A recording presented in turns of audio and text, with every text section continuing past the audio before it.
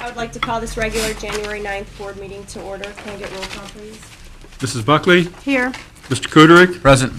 Mrs. Lanasi? Present. Mrs. White? Present.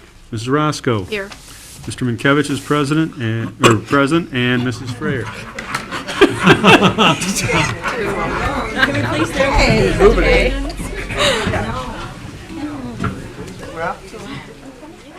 I pledge allegiance to the flag of the United States of America and to the republic for which it stands, one nation, under God, indivisible, with liberty and justice for all.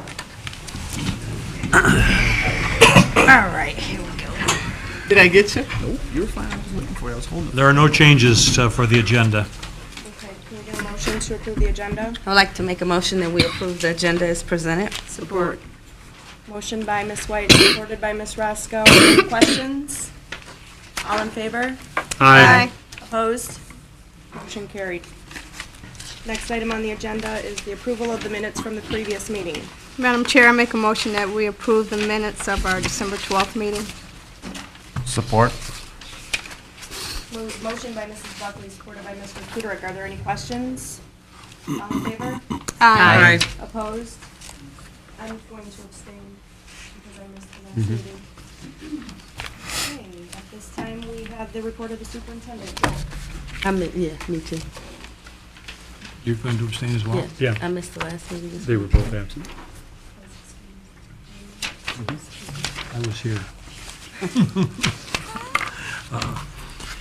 Personnel actions, Mr. Clark. Thank you, Mr. Carr, members of the board. I have one personnel action for you this evening. Employment of our Director of Business and Operations. A motion is needed for the board to accept the recommendations of the Personnel Committee that Sherry Papazoglu be appointed Director of Business and Operations for Romulus Community Schools with a 2-year contract effective January 30th, 2006, and an annual salary of $105,000. Can I get a motion, please? I'll make the motion that we accept the employment of Sherry as Director of Business and Operations. Support. Motion by Mr. Minkiewicz, supported by Mrs. White. Mrs. White. Are there any questions?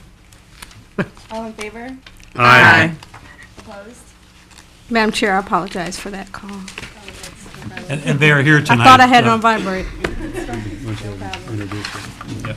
Ed, would you introduce Sherry? Sherry, and your guest, your husband? Yeah. Mr. George is coming in support, and I want to tell you what a great opportunity this is going to be for me. I have to say that through the whole process of doing research about Romulus and the people who work here, I was overwhelmed with what a wonderful school district you have and the work that you've accomplished, and how well I've been received thus far. So I want to tell you that you have a great team, and I'm excited to join you. Welcome. Welcome. Thank you. Bills for payment, I guess that's me. Next time it'll be your turn.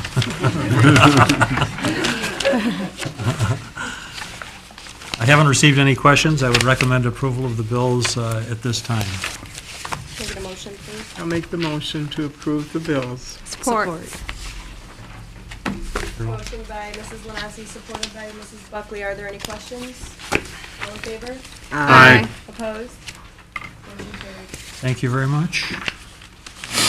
Our next item, we have recently had a civil rights audit by the state of Michigan, and I briefly reflected back to you that we came through in exemplary fashion through this audit, which we're very proud of. And in fact, the folks that came to the audit and went through the process wanted to use us as a model for other schools and other school districts who might have compliance issues or compliance problems, that they could come and see the way we've done many of the things necessary to receive a really good audit. We've got Bill Musham here with us tonight. Bill was the main driving force of doing all the preparations and bringing us through this, and I'd like to thank Bill.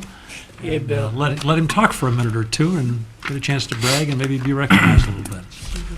If you take your packets out and you look in the packets, and starting to actually, if you start from probably about the middle of the packet back, that's the actual findings of the auditor. And we found out when we went back for the compliance plan writing session that each year they try to do 20 programs in the state of Michigan, and of the 20, their number of findings range anywhere from 4 findings up to 42. And we are at 5 findings. So we did a very good job in the process. So the actual report that you see from the auditors is in the back, from the middle towards the back. It lists all the findings they have. They're relatively small in nature. There were 2 things that they found that I challenged, and they removed the findings. And so there's 2 less on here than there actually was from the original. You can notice that from the memo that was sent, attached to the findings itself. Now, we have to put a plan of compliance in that's due by February 15th.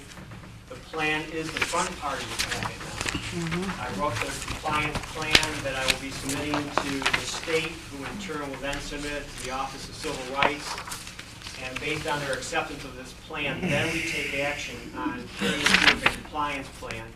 We have until December 1st of '06 to complete the compliance part of this packet. And so if you have, hopefully you've had a chance to go through and look at the compliance plan itself. These are our solutions to the findings that they had.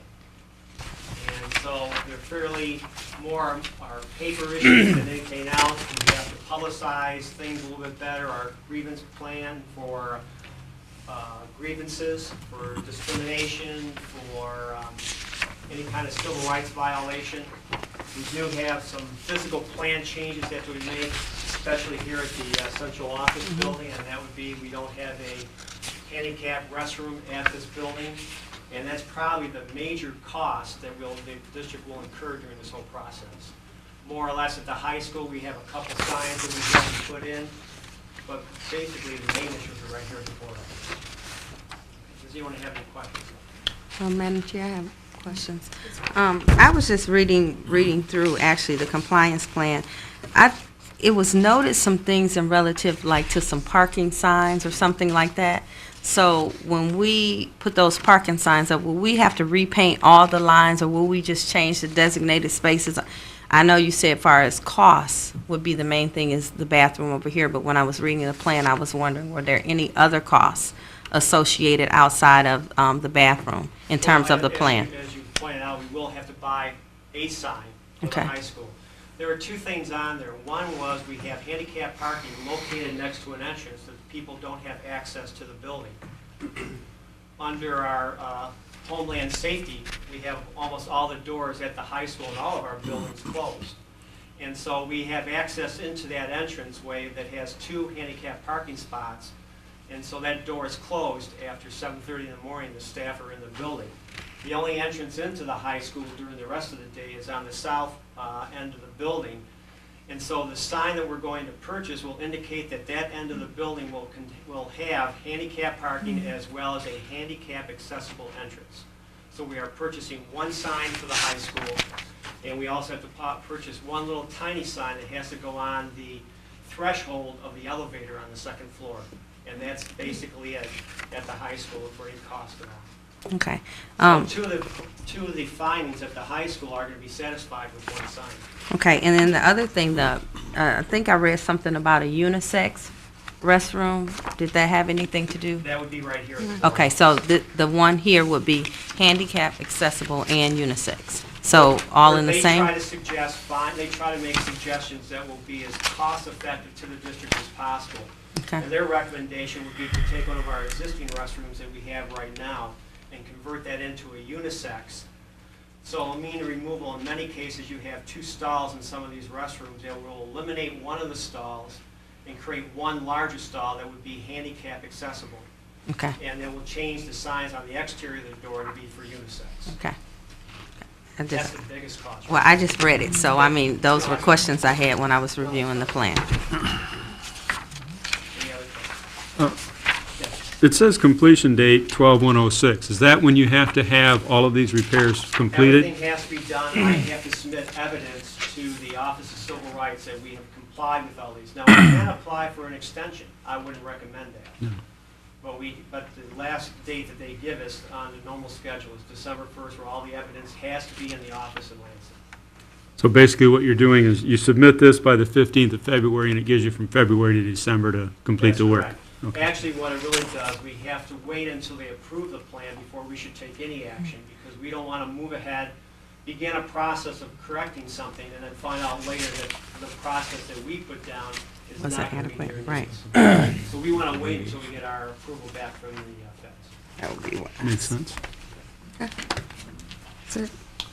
Need a motion. Need a motion. Make a motion.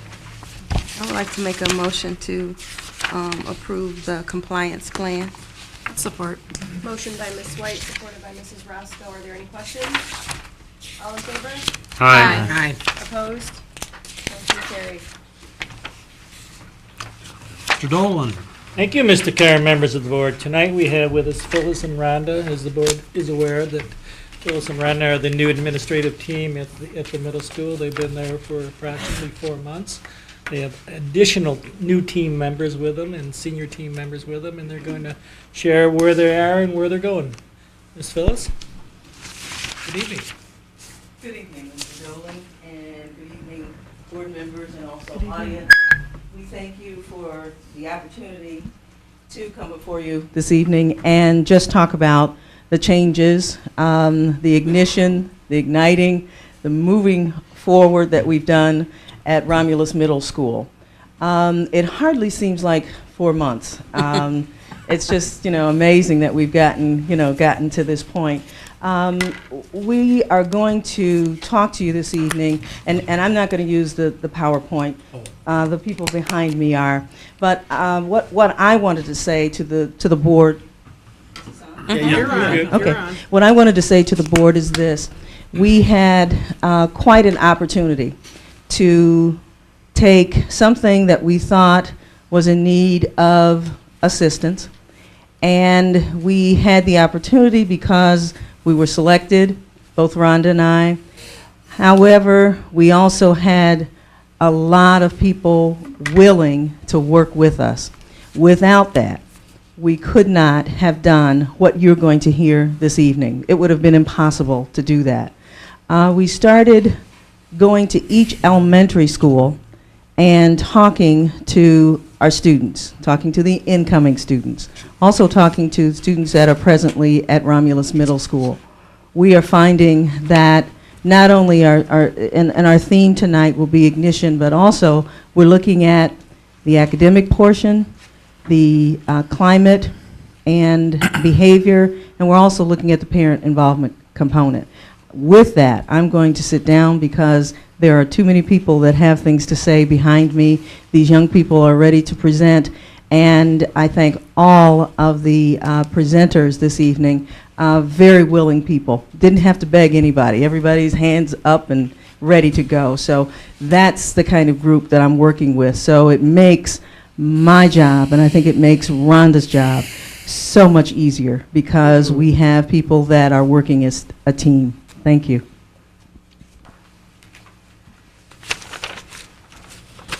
Hello, I'm Molly McGlynn, and I came from Corey. I've been there for 6 years, and I moved to the middle school to be the CSR facilitator. CSR is a grant that we've used at the elementary school for 3 years, and at this point I'd like to kind of talk with you about how we're using CSR to make academic changes in the middle school. CSR stands for Comprehensive School Reform. And what happens is we took a look and wanted to make some changes in what's happening with our students. How well are they doing with their academics, especially in the areas of math and in reading? So what we're doing with the CSR grant is we're helping teachers improve where their students are at, and we're changing the way that they have instructed students in the past and the type of tools that they're using, and also how they are approaching their classroom and looking at the students that they have. Over 150 students that you teach on a daily basis, you have to have a new paradigm, a new way to view those students and to say, okay, how am I going to tackle the academic challenges at the middle school? First thing we're doing is we're integrating the best practices into curriculum.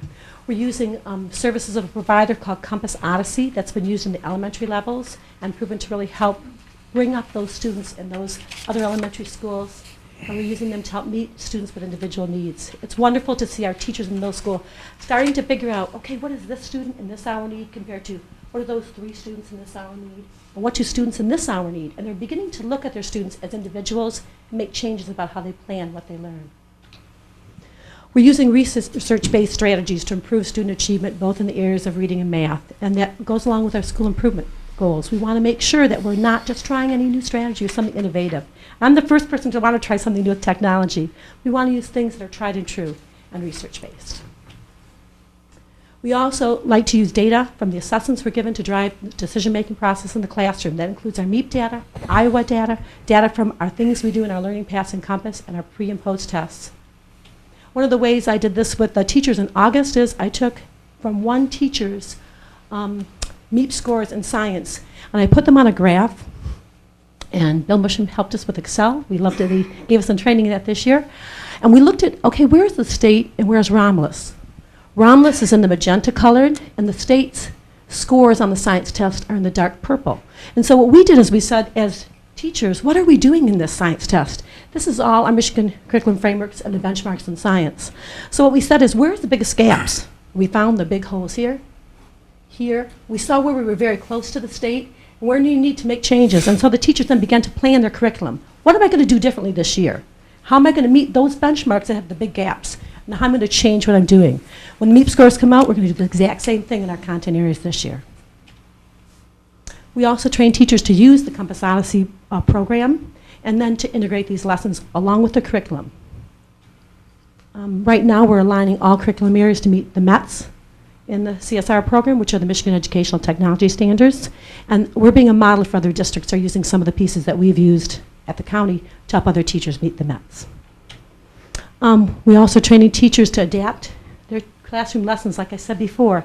Look at your 150 kids that you have at the middle school and don't look at them as a group. Look at them as individuals. Those students that have a need in computation, those students that have a need in grammar, let's work with those needs and then move forward.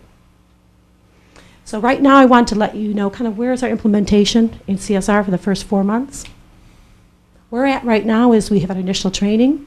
We're beginning to differentiate instruction, which means to kind of change how we're instructing students in different ways. So different students have different needs. We're beginning to make some decisions by looking at our data. We've initiated an after-school program in mathematics, and in February we begin with language arts to run concurrently. We're having some of our middle school students share their best practices at RISA in visual learning and also at McCall in science. So we're really excited to see change igniting at middle school, especially in the academic area.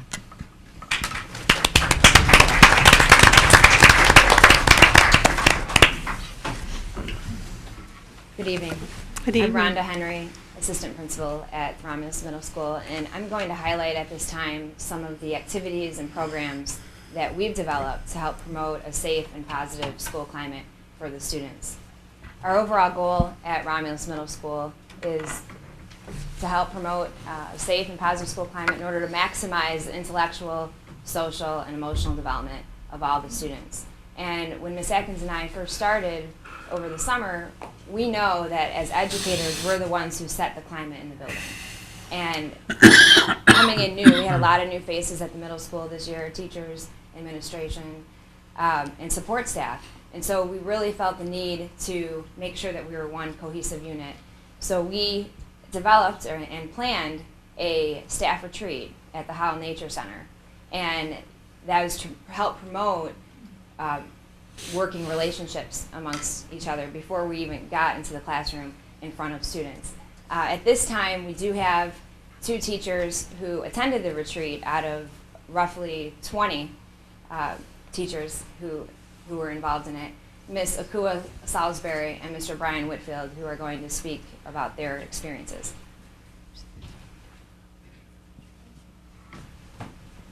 Hi, I'm Akua Salisbury. I'm a 7th grade social studies teacher at the middle school. And right before the school year started, we went to the Howell Nature Center and did some team building activities. The picture that you see here is Mr. Patterson. Tom Patterson is on the ropes. And we were responsible, the people on the side were holding our hands up. We were responsible for guiding Mr. Patterson through the rope activity and getting him through as a team building activity. After doing that, it just seems like we have become a lot more close and tighter. I feel a lot more comfortable with some of my colleagues now. For instance, just last week, Mr. Whitfield showed me how to use a computer program. And I think doing this activity towards the beginning of the school year really brought us closer together.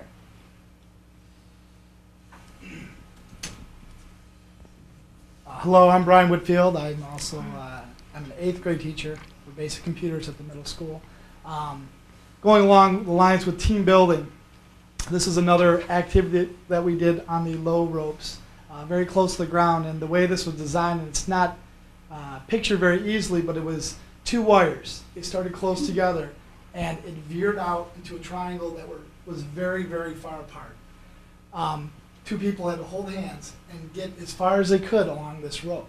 When we first looked at this, there was no way anybody thought this was a table. Okay, no way.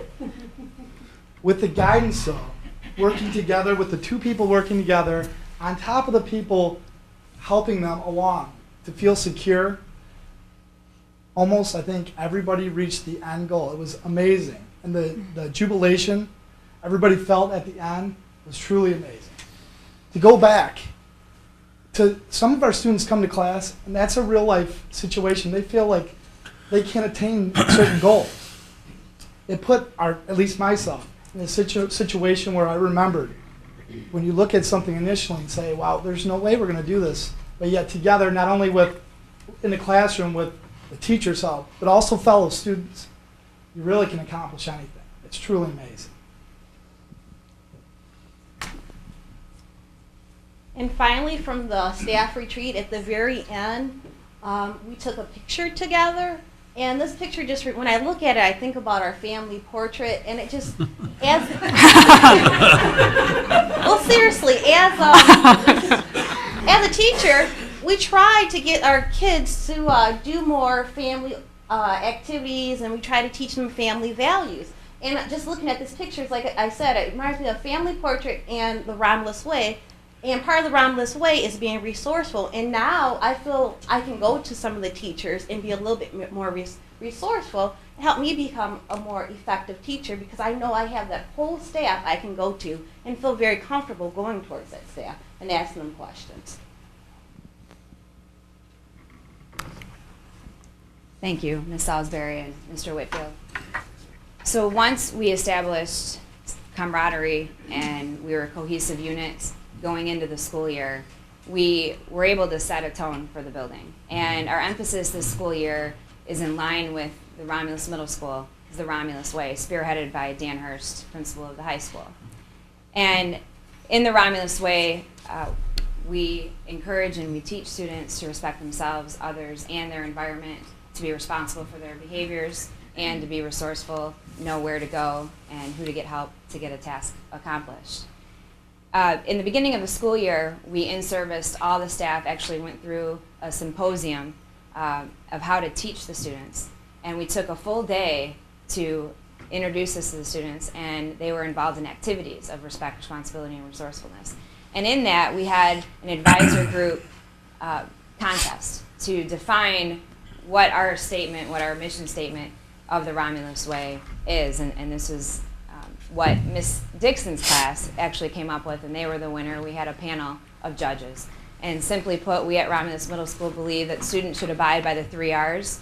Students should be mature enough to take responsibility for their actions, should respect themselves, their environment, and others, should be resourceful and use technology and other resources such as parents, teachers, and peers. And this poster is actually seen when you walk into the school. We have a showcase of the Student of the Week every week. We've integrated the Romulus Way in different aspects of the school. First and foremost, all students have been provided with a clear set of behavior expectations. As I said before, we in-service the staff, who then taught the expectations to the students. The way that we deal with discipline is fair and consistent, focusing on individual needs and compliance with our student code of conduct. One of the areas that we really focused on this school year was our lunchroom policy and procedures. Lunchtime for middle school students can provide unstructured activity, and where students can choose inappropriate behavior. So what we did is we set healthy parameters for the students to socialize and interact while choosing appropriate behaviors. We have a microphone system in the cafeteria. Ms. Atkins and I are there, and students are able to interact in a positive way. So that's something that has really helped with our behavior in the school. Also, we've integrated the Romulus Way by providing monthly behavior incentives, that students have certain criteria based on behavior, attendance, and their grades in order to attend certain functions throughout the school year. And this year we've had pep assemblies, which you'll see a picture here of students really into it. That was the beginning of the school year. We've also done a U of M field trip where students had to write an essay in order to meet the eligibility. We've gone roller skating. Students had to have a 2.5 grade point average and a certain behavior criteria in order to attend. And one of the biggest events this year was Oktoberfest. And this was quite the feat. And we had a lot of teacher support and parent volunteers to help pull this off. And students had to meet a certain criteria, like I said, behaviorally, academically, and attendance-wise in order to participate. We had a staff versus student flag football game. Then they went and participated in other activities, and this was the culminating event of the dance, as you can see with their costumes. Students are constantly being rewarded for positive behavior, and we feel that that's made a great difference in the climate of our building. We also recognize students who display one of the 3 R's, respect, responsibility, resourcefulness.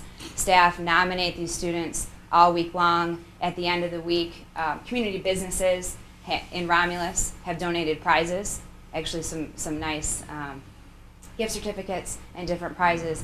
All students who are nominated get a Romulus Bulldog Buck, which they can redeem in the school store, but the winner actually gets the grand prize every week.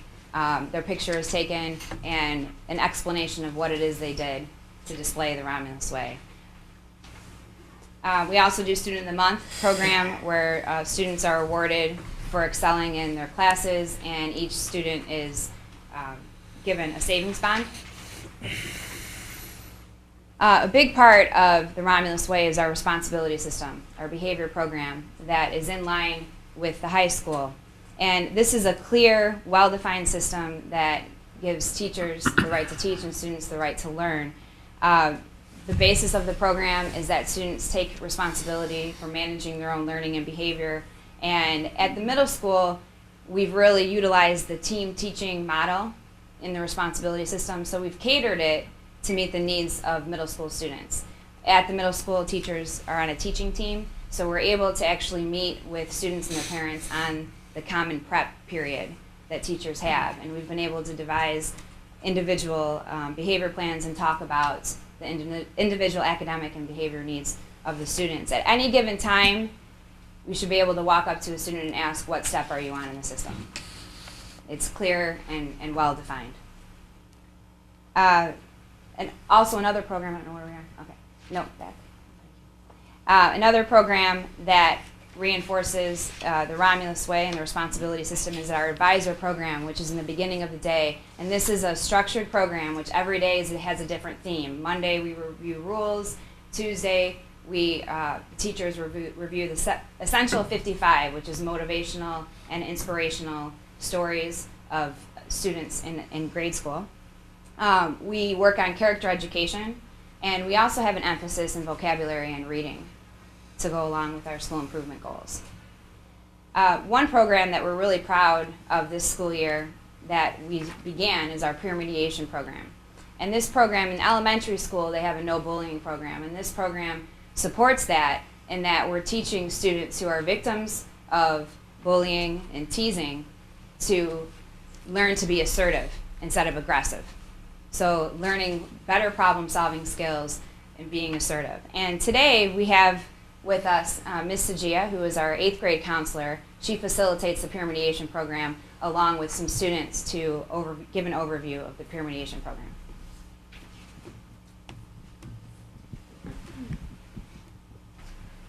Hi.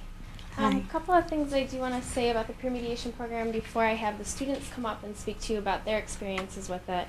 It's just basically what we do with the students in the peer mediation program. It is a class that we offer. This year it's been offered to 7th graders because we had a spot in our schedule for that. Hopefully eventually we'll open it up to 7th and 8th graders.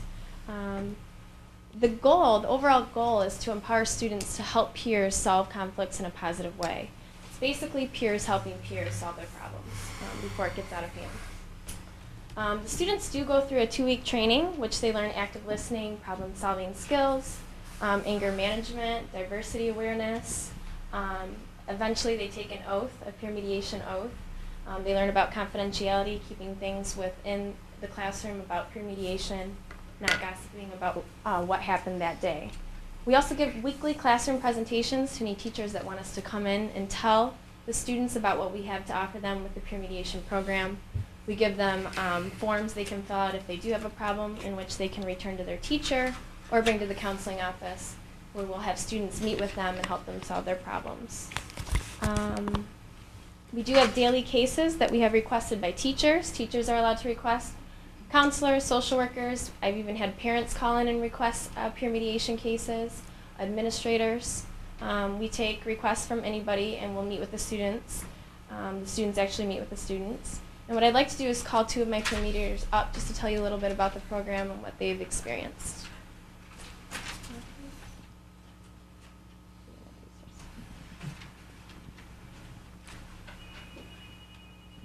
Hi, my name is James Hollis, and I'm one of the peer mediators at Romulus Middle School, and I'm 12 years old, and I was on the football team for my first time. I'm a 7th grader, and I'm looking forward to trying out for baseball when spring comes. Hi, my name is Stacia Watts, and I'm a peer mediator at Romulus Middle School. I'm also in student council. And one of our main cases that we have had this year was probably most likely gossip going around in the school. What our job is to basically stop the conflict to occur from this gossip, and we try to prevent referrals leading into suspensions.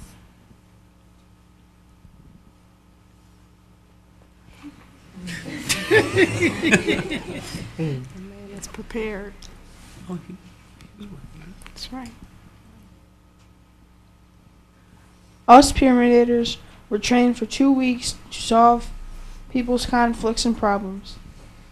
By listening to both sides of the story and being able to agree on a solution and let them leave happy. So basically, peer mediation is actually very good for our school because we haven't had that many problems so far that we've seen.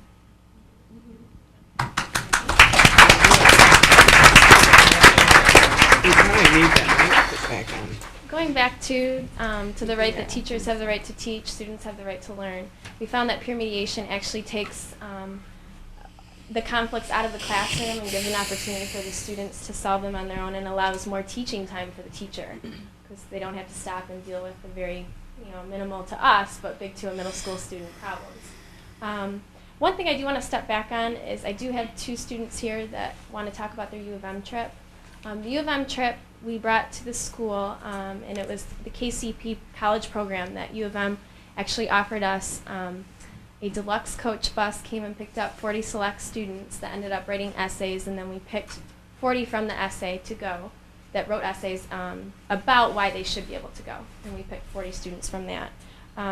Basically, the trip focused on giving them a taste of college through tours and class experiences, and then they also talked a lot about financial opportunities and financial aid, scholarships, that kind of thing, how to go about getting them. So if I could have the 2 students, they both attended the U of M field trip. Hi, I'm Deja Street, and I went to the U of M field trip. I'm also in leadership and on the yearbook committee. And I thought the U of M field trip was very interesting because I'd never been to a college campus before, and I got the opportunity to walk around and see some of the sites. We also went to a very interesting museum, and we saw a real mummy case with all the inscriptions and all that.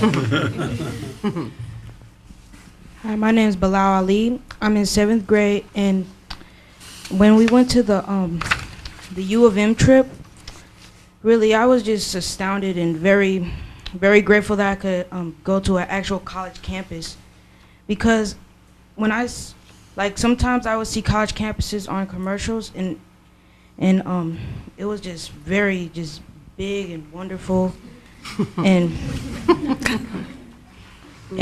the students there were very informative, and they were helping us to understand, how to accumulate money to go to go to a college. Sorry. Okay, that's fine. Did good. Very good. Did great. Good job.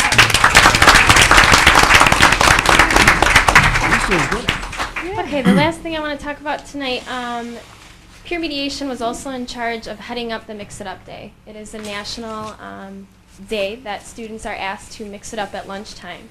We did it during all 3 lunches. We did a lot of activities with the students leading up to that to prepare them for Mix It Up Day. And basically what it encourages is bringing down the walls of stereotypes, differences, racial barriers. Thinking there's about 9,000 schools that do it across the nation, and it's on November 15th. We not only encouraged the students to mix it up, but we also encouraged our staff members to mix it up, which they actually joined the students in the lunchroom, which was a sight to see. Very interesting and a lot of fun for everybody. But yeah, I'd like to have the 2 students that participated. We had many students. We had all peer mediation, but we also brought in some 8th graders on board to help lead. My name is Jordan Haywood. I'm currently attending Romulus Middle School as an 8th grader. Had the pleasure of playing on the baseball team last year, and this year I played for the football team before 8-0 season. And Mixed Up Day was just a really nice experience to actually help do something like that, to bring everybody together. It was just something really nice to see. And most people that you wouldn't see really sitting together, you would see them sitting together and see them talking. And most people you see don't really get along, you see them get together and talking. It was really nice to see something like that. And actually, we hear about the students still talk about it today, about how much they actually like getting together and talking about how they have new friends. You can see people hang around people they normally hang around with. Hi, my name is Sierra Franklin, and I'm an 8th grader at Romulus Middle School.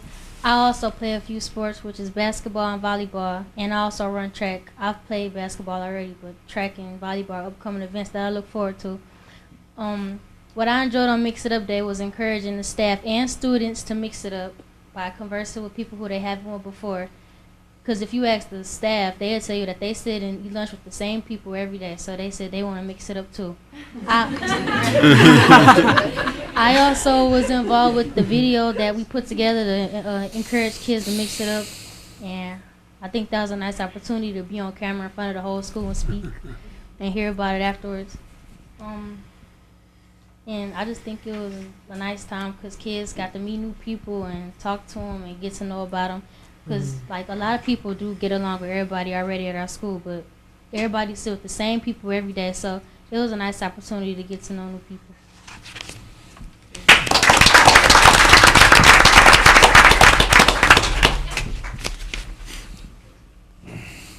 Great job, students. Thank you.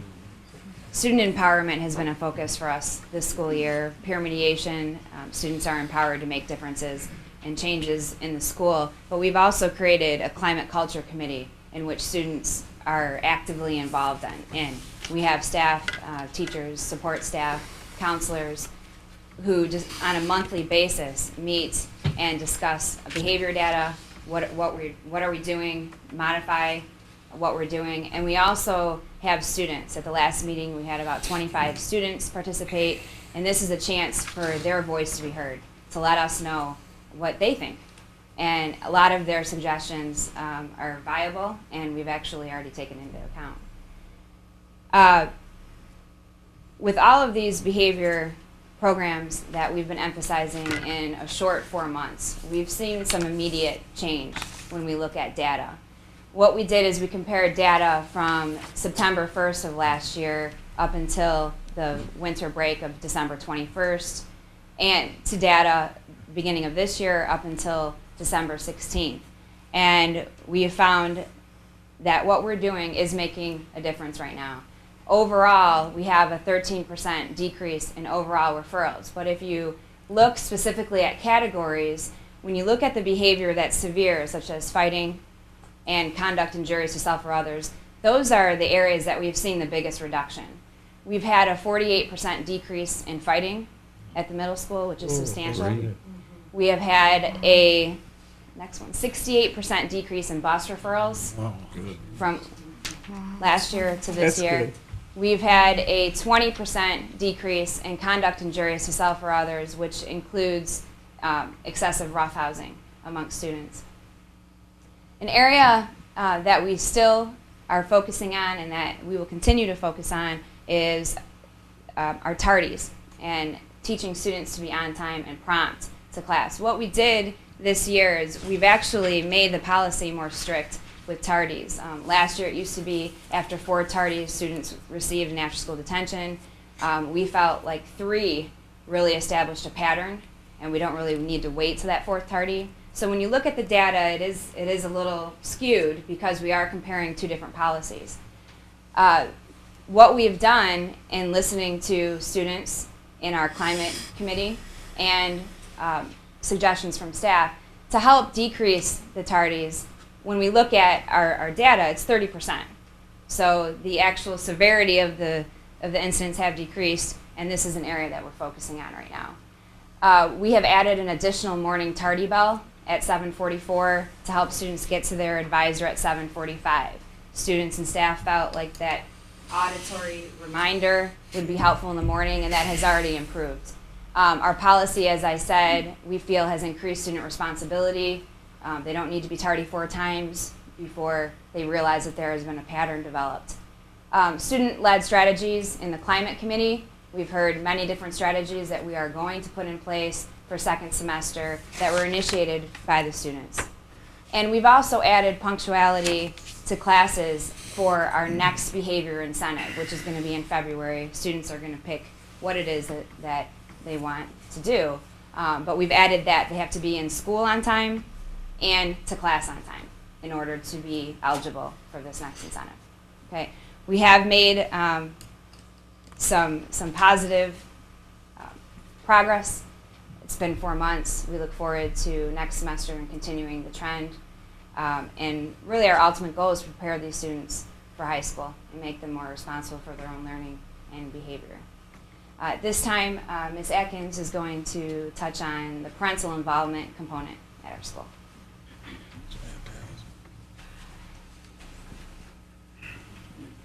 Thank you. Would you give my team a hand? They just did a wonderful job. They've done an absolutely wonderful job. One of the things that is just so important to me and also important to our students, even though they don't think so right now because they're becoming teenagers, is that parents be involved. And heretofore, that has not really been the case. We now have exactly 4 parent coordinators. 2 of them have the flu today, and they could not be here. But Mrs. Noel is here to talk about the kinds of things we've been doing with parent involvement. We're not just asking parents to come to school and work with us in school, but the idea is to work with students at home, make sure they're coming to tutoring, make sure they're doing their homework, make sure that you know that where they are in the afternoon after school. If they're not with us, then where are they? So it's just so important that outside of school and also sometimes inside of school that we see parents. Behavior changes. Students change when parents become involved. So, Mrs. Noel? Okay. During the month of October, we had Oktoberfest. The parent involvement was really an important part of it. The teachers showed up, the children were there, but the parents were there in every area of the building. And there was parents on the football field, in the locker room, in the gym room, the game room. They were really involved. And everybody had a good time. The students in December, when they had their skating outing, they were accompanied by many parents there also. And I was really proud of the students because we have 650 and a majority of the students qualified to go on a trip. And it was 2.5 or better GPA. and as well as they had to have the correct behavior and, you know, attendance and everything was a part of that. And they qualified for that. And the student, the teacher, and the parent involvement there again was very important, and the parents were involved in that. Being a parent of a autistic child or Asperger's, I really had a lot of anxiety about him coming to middle school and attending a school as large as Romulus. But with the positive attitudes of the teachers, the parent involvement, the administrators, and just the atmosphere overall in the school, he loves it. And part of his motivation, I guess I could say this, his big brother here is Jordan. He has he kind of is like a big brother to my son. And Sierra Franklin, I think, is part of the motivation for him wanting to come to the middle school in the first place. But, I mean, his whole experience there, every day he looks forward to coming to school. And the students, when I'm there in the lunchroom, it's like they're all my children. And I just love the fact that some parents come in, they just drop in sometime and volunteer just to be there during the lunch hours. And I think everybody that has come over, including like substitute custodians, have spoke about the positive atmosphere in the school, and the ones that have been there in the past and come in this year have a totally different outlook. So that's basically all I have to say. It's been a wonderful experience for me.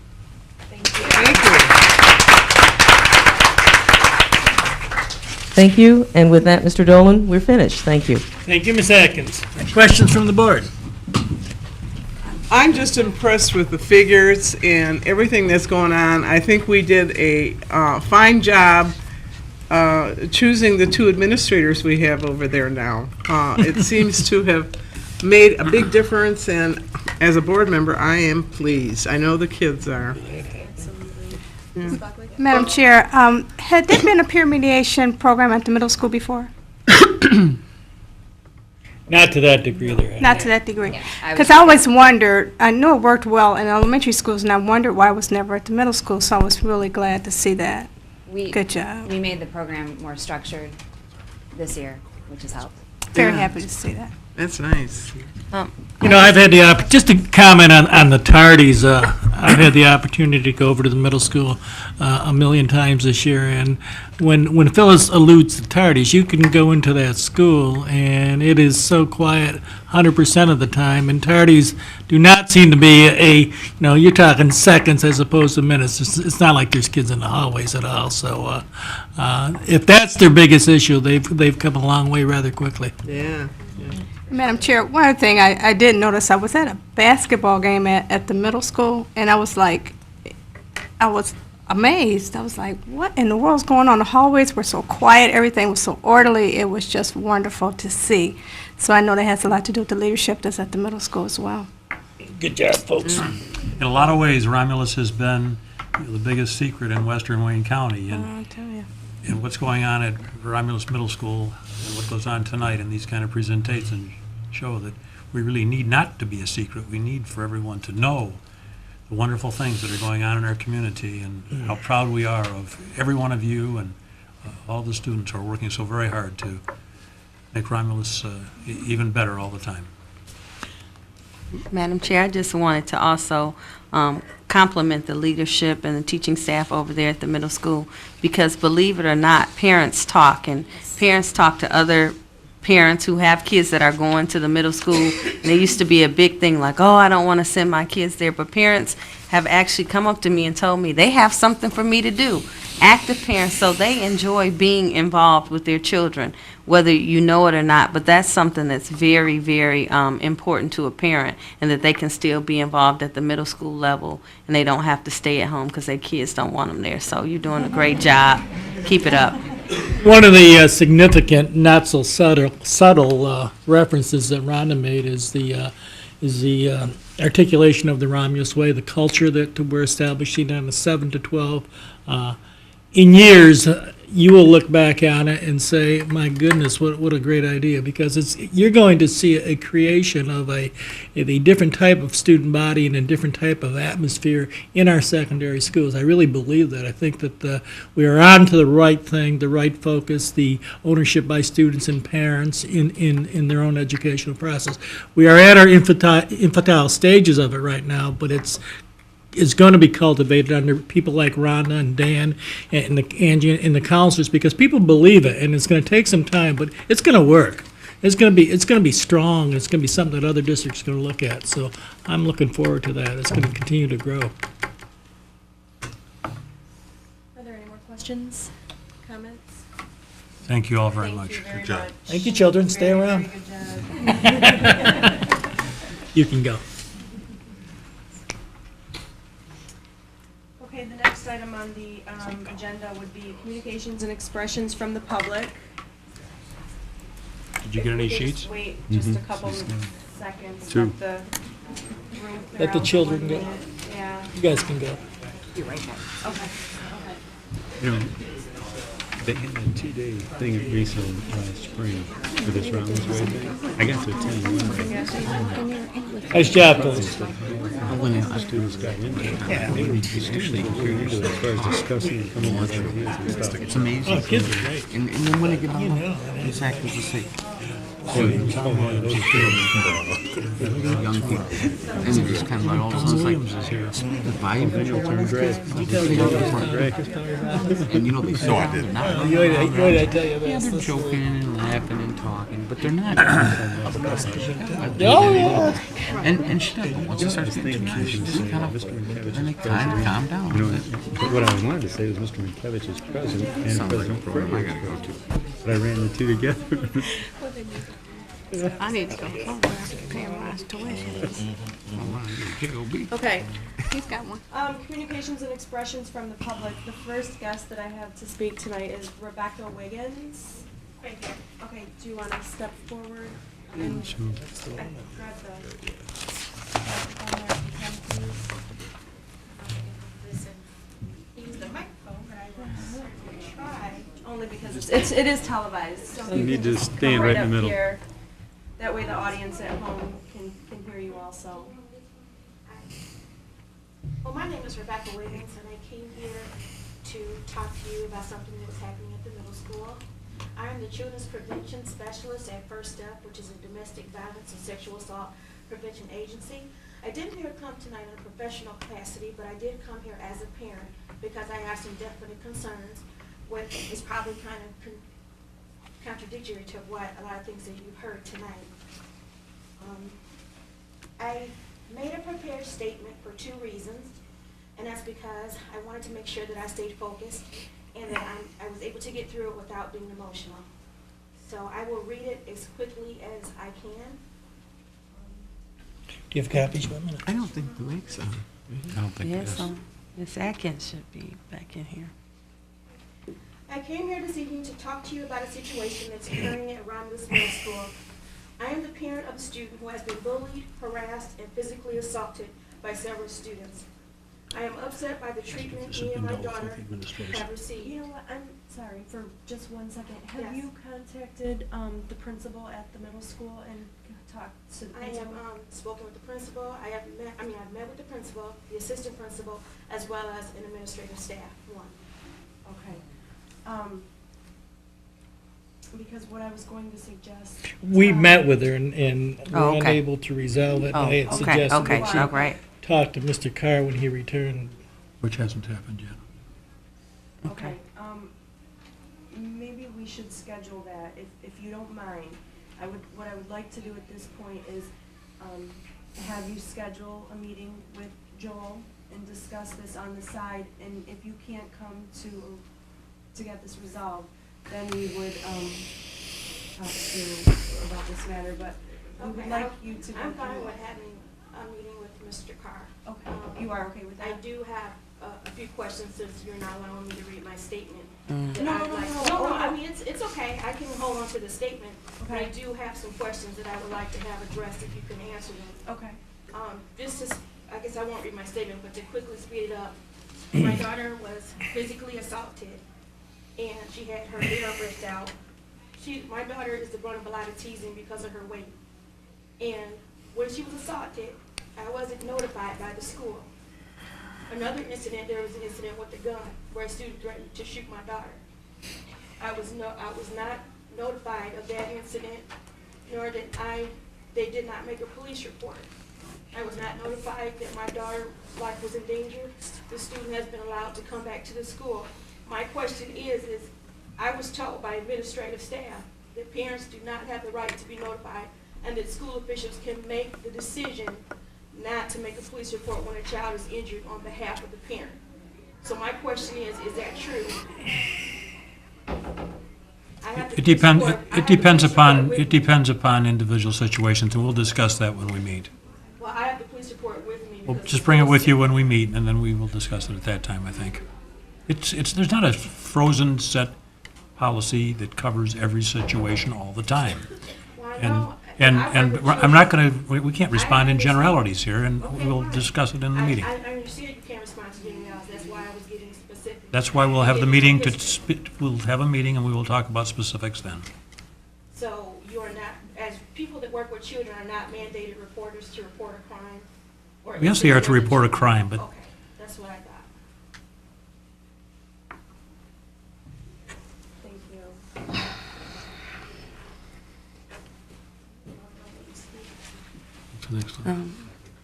Madam Chair, can I just make a suggestion, Mr. Carr?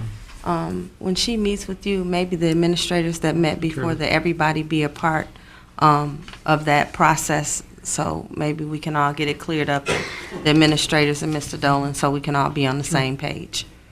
Would other people be able to be a part of that meeting too? Because they're very intimidating, and I was told that I would not be listened to if they were present, that I could not have a meeting without them there. well, you and I will talk and we'll set up the parameters for the meeting. We'll decide that. Okay, the next communications and expressions from the public is Robert Demoisey.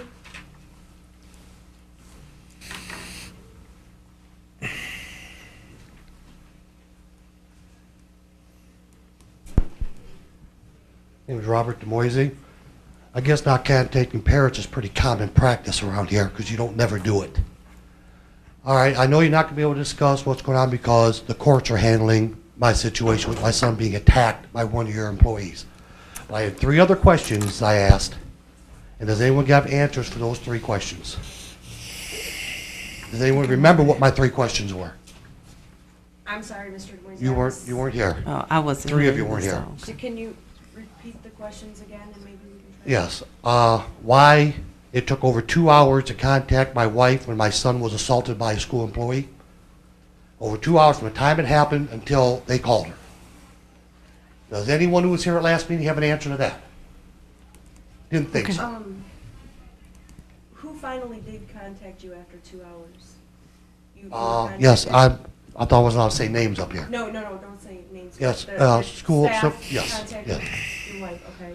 All right, and then, but no answer to that question because no one has checked into that, right? Of course they haven't. Number 2, because this is all trying to be swept under the carpet. It's not going to be, I told you last time, I'm not going away. I'll be back 2 weeks from today, too. Or this time, I think I may bring 40 or 50 people with me. Number 2, he had blood running down his neck. Was not asked if he needed medical attention. I know why that is. You guys figure out why. I know why he wasn't asked for medical attention. The student was bleeding? Bleeding, blood running down his neck from being grabbed like this and a fingernail ripped into his neck. Was not asked if he wanted any medical attention. But there's no answer to that question either, I know. But that's beside the point. Yeah, I got your message on the phone that you wouldn't investigate because the police were involved. Number 3. That's correct, and that's our policy, and that's the way this is going to be. Well, the because court's it's become gonna a handle police that, matter. trust me. We've already been And that's fine, contacted by 'em. and that's where it's at. It's not here. It's at the courts right now. Excuse me, I'm speaking. Number 3, my wife went up 2 days later. She had a meeting set to talk about it. After they're done talking about it with the people that was involved, my wife said, do not talk to my son about this unless one of his parents are present. A week later, he's called down without anyone being notified that they're calling him down again. and I'm not going to say questioned, I'm going to say interrogated, because that's what it was, an interrogation by 2 adults on a kid that stands this tall. We were contacted that they were going to do this. I need answers on record why these 3 things were done. Is it I don't know why? No, I don't know ain't going to work. It's not going to work. And like I said, I'll be back in 2 weeks to do it all over again. And 2 weeks after that, and 2 weeks after that, as long as it takes to get answers to my questions. Thank you. Thank you. Oh, by the way, I don't expect a whole lot out of this side of the room because they're not elected officials. This side is. There's 4 registered voters in my household. You're making it real easy for us to decide what box to check next election. See you in 2 weeks. Madam Chair, I just have one question. Yes. During an investigation of the Des Moines incident, can any of these questions be answered for Mr. Des Moines tonight? He didn't investigate. I understand why he didn't. The Of the situation had initial- already, the prior initial to investigation. the last time Mr. Des Moines was here, he had already turned this matter over to the police. Okay. That's not the information we were led to believe at the last meeting. I think we felt that it hadn't gone to the police and we were going to investigate it. The next morning, we started into it and found out it had become a police matter. Once it has become a police matter, we've stepped back away from it, and he's already dealing with it and has said that it's being dealt with through the police or the courts or prosecutor or whoever is involved in it. I'm not sure who is. But it's a matter at that level at this point in time. And the legal system would prevail to deal with the situation at this point. Yeah, I understand that after the investigation, but I guess the initial of the 3 questions he was asking, can we answer those questions for him? Or we, as a board member, I at least want to know personally, even if we can't answer, I want to definitely know what happened, even if we can't answer Mr. Des Moines, because it has been. As he said, once we were aware that this had gone to the police, we did nothing further on it. We can look into those 3 questions and see if we can come up with answers to you, what happened in the building relative to those 3 specific things. That's a fair thing for you all to ask, and we will do that. Okay. Well, yes, I would like to know, and I would also like Mr. and Mrs. Des Moines to have answers to those questions, please, in writing as they requested. Well, I think that we've got a court matter going on here, and I think our attorney advises us that there are certain things we can and we can't do, and we're going to follow the advice of the attorney relative to how we answer specific things, since this is now a court matter. Okay. So it is our policy, once it is a court matter, not to do any Our policy is to follow investigation. the advice of our attorneys, and that's what we will do. Okay, I'm just trying to understand, to make sure that I understand, I have a clear understanding of what's going on. Excuse me, Madam Chair. Hold on. I guess I've got a question. This is, I guess, the first time I'm hearing this, but in reference to, do we have any type of policies or procedures in place because an incident took place and the parent requested that no one talk to the child without either parent being placed?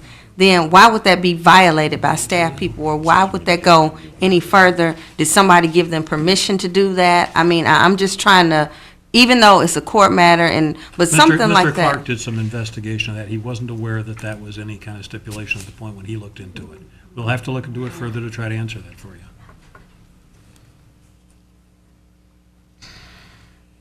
That's wrong. He was aware because the other person involved who was told not to do it was in the room with you when the interrogation happened. That's not true, and Mr. Des Moines was not there, and I would say I would get back to the board on those answers that you're asking for. Thank you. Mrs. Du Bois. Lisa, would you let her speak, please? I'm going to allow her to speak for just a minute. If you don't mind grabbing the microphone. Hey, everybody. Hi, Deb. Is it on? I Might don't have think to so. click. Debbie. You'll hear it pop. I'm not sure. There you go. Okay, now I'm on. Hello. I'm Deborah Des Moines, Bradley Des Moines' mom. I just need you to understand, the police were only brought in after Mr. Clark called me and said that everything was an accident. I didn't go to the police before that. I was hoping that I could get the administration to do their jobs and protect the children, the students in Romulus. That was not even an issue. The police were not an issue until you denied me the right to help my child.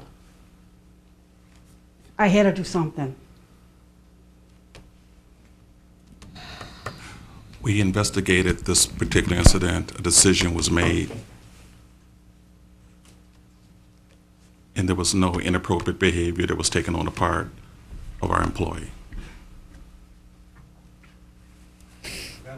Let's go on, let's not argue, April.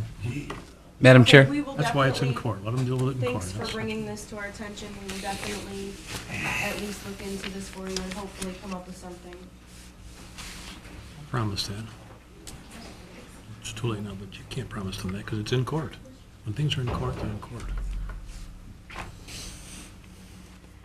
They raised the ante, we didn't. They can be mad at me if they want to, but Yeah, but them being mad at you, they ain't mad at you. No, They not mad at you. That is this side of the room. Let's It's pretty move clear. on to items of interest from the superintendent. the items of interest that are on the agenda are self-explanatory. There are a couple of others. There's a financial aid night, January 19th, Thursday, 7 to 9 p.m. at Romulus High School in the auditorium. This is for the 11th and 12th grade students and parents. So parents, please be aware, financial aid night, Thursday, January 19th, 7 to 9 p.m. at the Romulus High School auditorium for 11th and 12th grade parents and students. Very important for folks who are going on to college. Also, next Monday, January 16th, we're going to celebrate Martin Luther King Day, Living Out the Dream Within and Without. We have a flyer. Publicity is about the community now. It begins with a march at 8:30 a.m., breakfast at the high school, actually from 8 to 10 for those who don't walk, and those who do walk and arrive will be able to get breakfast, and that's sponsored by the Romulus Education Association. And a ceremony from 10:15 to 11:15 in the auditorium. There's also one other item that's really significant here also. African American bone marrow donors are urgently needed. There'll be a bone marrow match testing on that Monday from 8 to 10 and 11 until 2 on that day. The test is free and involves only a finger blood test. So if people could please step forward, particularly African Americans, but others would also be welcome to see if they could be a potential bone marrow donor. Very important, lives can be saved and some very important things can happen from the results of positive bone marrow gifts. I have nothing else tonight. Madam Chair, excuse me, Mr. Carr, is this not also for Mr. Horn? Will this be a help for Mr. Horn as well? So our Yes, audience I will believe know so, that yes. this would be helpful to him, and some people that might not have stepped up before might do it because it is for Ed Horn, who is a teacher at, actually is our technology director now, was formerly a teacher at Romulus High School. So anybody out there, I encourage them to please, they need African-American donors, so it's just a prick of a finger, I understand, so please go to the high school and see if you're a match.